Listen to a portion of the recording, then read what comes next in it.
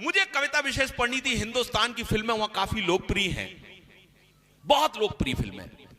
मुझे उन लड़कियों के बीच में काव्य पाठ करना था। मॉरिशस गर्ल्स हिंदू कॉलेज है, वहां पर 10,000 लड़कियां उसमें पढ़ती हैं। मैंने पूछा कि आप में से कितने लोग हैं जो माधुरी दीक्षित के नाम से परिचित हैं। 50% लड़कियों ने अपने हाथ खड़े किए कि हम माधुरी दीक्षित के नाम से परिचित हैं। फिर मैंने पूछा कि आप में से कितने लोग हैं जो ऐश्वर्या राय के नाम से परिचित हैं। 75% लड़कियों ने अपने हाथ खड़े किए कि हम ऐश्वर्या राय के नाम से परिचित हैं।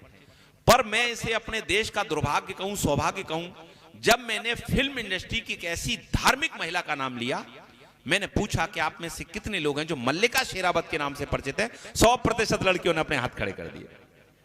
टीचर्स ने भी अपने हाथ खड़े कर दिए। मैंने मल्लिका शेरावत को फिल्म इंडस्ट्री की सबसे ज्यादा धार्मिक महिला क्यों कहा? क्योंकि गीता में भगवान श्री कृष्ण ने कहा है कि यह शरीर नाशवान है। और मुझे लगता है कि मल्लिका जी इस मर्म को बहुत अच्छी तरह समझती हैं कि जब यह शरीर नाशवान है तो इसका जितना उपयोग किया जाए कर लो। जब वो बाबा का मुकाबला हुआ, फिल्म फना और रंग दे बसंती के गीतकार थे प्रसून जोशी जी, 2004 में हुआ था। उन्होंने मुझे एक टॉपिक दिया, बॉलीवुड। मैंने कुछ पौराणिक संदर्भ उठाए और उनका जो सामंजस्य, जिस रचना का निर्माण हुआ, पूरे देश में उस रचना के लिए मुझे प्यार मिलता है। मैं उस रचना के साथ, मैं अंतिम रचना के साथ मैं अपना स्थान ग्रहण करूंगा और फिर मैं आगे के जो हमारे 2 कवि हैं जो बहुत विशेष हैं उनको मैं बुलाना चाहूंगा। लेकिन मैं चाहता हूं एक बार तालियों से मुझे उस रचना के लिए आदेशित कर दें। दादा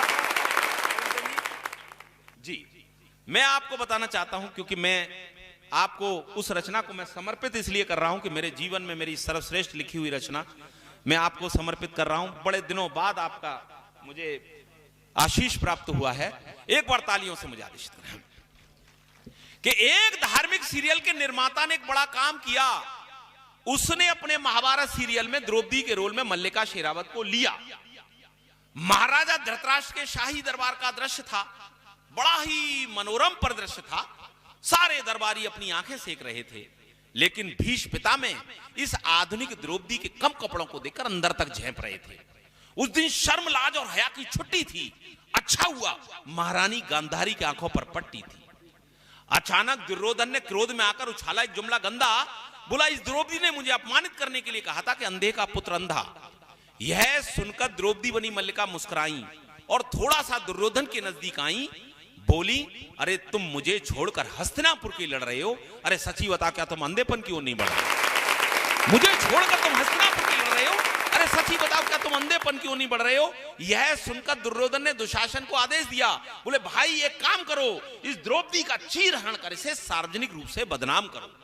तो दुशासन ने द्रौपदी बनी मल्लिका का ऊपर से नीचे तक सिंहावलोकन किया। तत्पश्चात अपना निर्णय दिया।